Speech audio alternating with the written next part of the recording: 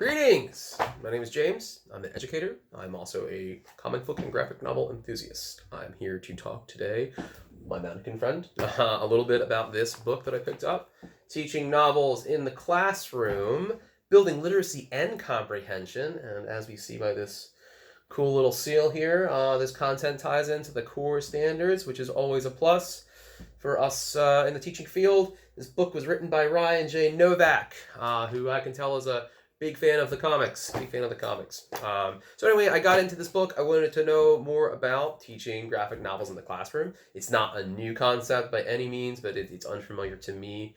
So I wanted to check it out and see what it's all about. This book, it's not too long. It's less than 200 pages. I think it acts as a good quick start guide. So if you want to jump into, so you have some experience teaching, you can throw together a lesson on any trade book. You can pick this book up and you can kind of either use some of the suggestions that they have, or pick a different graphic novel, follow the format.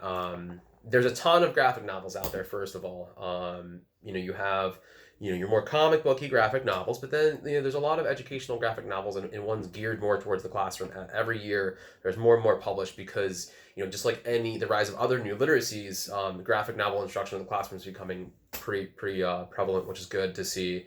I think we need to do a lot of work to keep our kids' attentions these days. They've got the Twitters and the Facebooks and the Fortnites and the video games, which are all great things.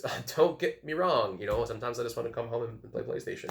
But when you're in the classroom, we need to have your attention. And I think that if we can integrate some things like graphic novels into the classroom, we're doing our part to try to combat the engagement issue. So anyway, about this book, it is about 9 chapters. Each chapter is laid out like a lesson or unit plan. I really like the predictable structure of each chapter. So when you first get into the chapter, there's an introductory chapter and there's a closing chapter, and in between each chapter is a study of a genre and 1 or 2 important works that Ryan Novak pointed out that were important to that genre. So it'll tell you about what he planned out, how long the lesson could take. He's got each book.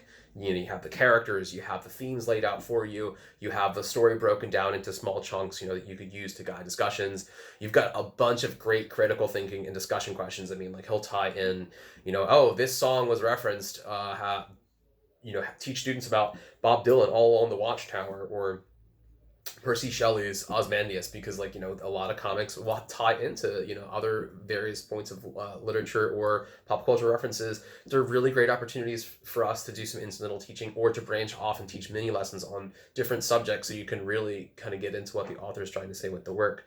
Also in the chapters, you're going to get little bios on the authors, which is always nice. Just like you'd look up William Shakespeare, learn about William Shakespeare to do your teaching plays. You can do the same thing. Let's look up Alan Moore, because we're going to talk about The Watchmen. Let's get into their brains. What else have they done? You can do the same kind of exercises with a graphic novel that you can with any other book, whether it's a textbook or trade book. It's great.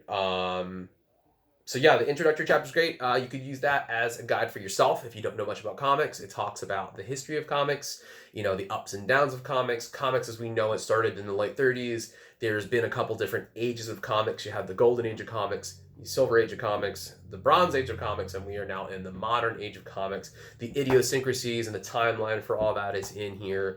Basically, when comics first became widely popular, it was during the World War II time, 1930s, 1940s, the World Wars. It gave people a distraction. You had these heroes like Superman and Captain America that we could really get behind, and they were champions for us. Comics started to take a dip after the war. Comics came under fire a bit, just like music came under fire in the 80s, and video games came under fire in the 90s and early 2000s as being, detractors to the youth. So, comic books changed a little bit, but how we see them, there's crazy stuff out there. It's amazing. The storylines that, you can tell, and the stories that you can weave, and it really is a testament of writing, and that's why I think that graphic novels are a totally valid form of literature. They might have started off as funny books, but they're by any means they're not anymore. Some of my favorite pieces of literature in general are graphic novels, and I stand by that and I defend them. highly. I think they're a great resource, and we should be using them just like we should be using, computers and the internet and music and art in our lessons. It all creates a comprehensive experience for our students. So yeah, the book is laid out into different genres. There's a lesson on superheroes. There's a lesson on regular fiction. There's a lesson on manga, which is Japanese comics, which is extremely popular in Japan. That's a whole other skill because, mangas are read back to front, I believe. I mean, you could really do a lot with that, the different layouts, different cultural aspects of it. You could teach a manga lesson in the middle of a cultural lesson about Japan and make it really exciting. Historical fiction lesson, there's they bring up this book called Maus, Maus, which is an allegory for the Jews' struggle against oppression. Maus has won tons and tons of awards. It's highly heralded. I've never read it.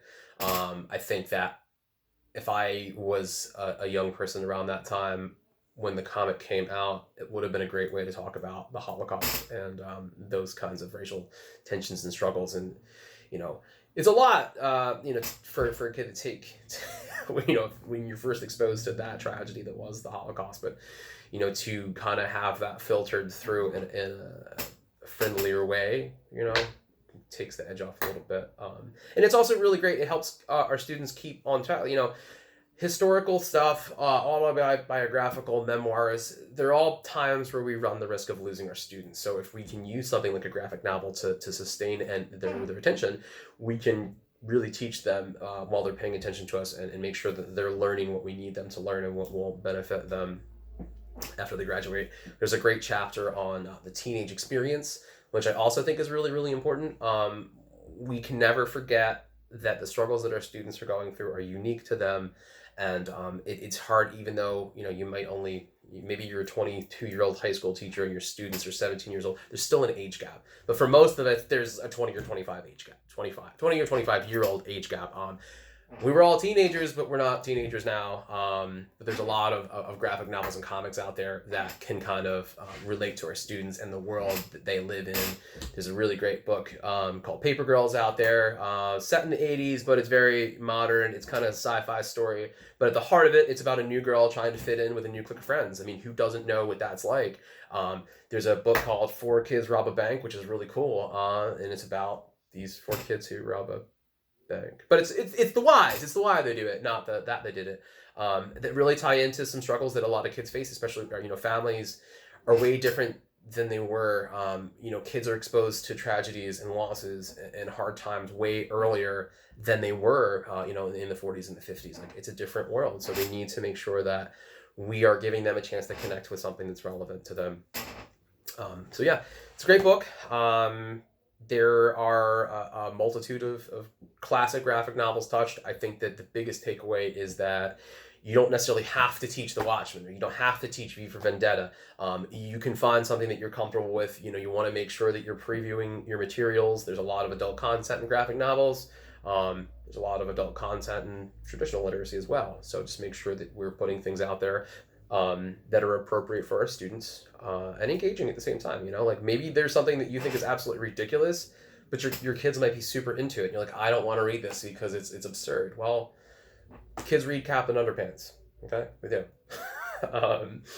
And you'd follow the same rules that you would apply for teaching any sort of trade book. You have to do your pre-reading. You have to give your students some background knowledge. Let's talk about the authors. If there's a movie adaptation, let's talk about it. I mean, look at the Marvel movies are some of the biggest money makers. The Walking Dead is one of the most popular TV shows ever, and that was a comic book. Almost every great comic book has now has an adaptation to it. The Umbrella Academy, which just came out, which is a fantastic adaptation of the comic book by the same name, Deadly Class. The list goes on and on and on of adaptations. It's culturally relevant. So be the cool teacher that teaches a lesson using a comic book, and I'm sure your students are going to be like, yes, thank you, give me this. And you can use that. A lot of comics have tie-ins, like as I mentioned, to other books, songs, poems. You can use this as a springboard to other topics that you really, want to get into, and they'll be more accepting of it because they're going to have a reason to pay attention. So yeah, I highly recommend checking out this book. I highly recommend trying to take some of these strategies, and even if you don't want to teach like a 6-month lesson, plan a lesson. Grab a couple different graphic novels, grab a couple copies, use it for a silent reading activity. Do a reader's workshop. Let kids get involved, let them have some choice, and you'll be astounded at what comes out of it. All right, I hope you found this interesting. Thanks very much.